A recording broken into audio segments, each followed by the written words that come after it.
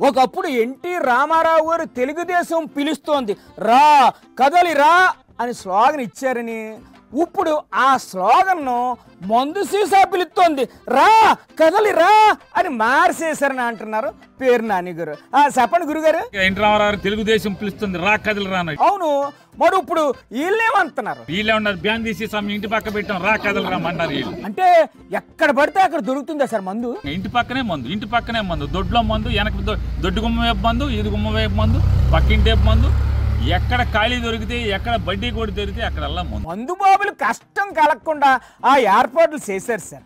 Great sir. సిగ్గు శరం దేవుడు అసలు మీకు ఏం పెట్టలేదు అనుకుంటా అసలు మీకు. అది సరే కానీ సార్, ఆ కల్తీ మద్యం సంగతి ఏంటి సార్? ఏదో మామూలుగా సినిమాల్లో కోయిదారులు చూపిస్తారు, ఎన్టీఆర్ పక్కన ఫోటో ఆల్బమ్ తెరిచి ఆ ఫోటోలన్నీ చూపిస్తాడు. చంద్రబాబు పక్కన జయచంద్రారెడ్డి, చంద్రబాబు పక్కన సురేంద్ర నాయుడు, నటశేఖర కృష్ణ పక్కన నేను, చంద్రబాబు పక్కన జనార్దన్, దొంగ లెక్కర్ ఫ్యాక్టరీలు నడిపే వాళ్ళందరూ కూడా చంద్రబాబు పక్కన నేను, చంద్రబాబు పక్కన నేను, చంద్రబాబు పక్కన. సిగ్గేదా అని అడుగుతున్నాను. సిగ్గు ఎగ్గు అని సిగ్గుపడుతూ గూకుంటే పనులు ఎలా అవుతాయి చెప్పండి గురుగారు.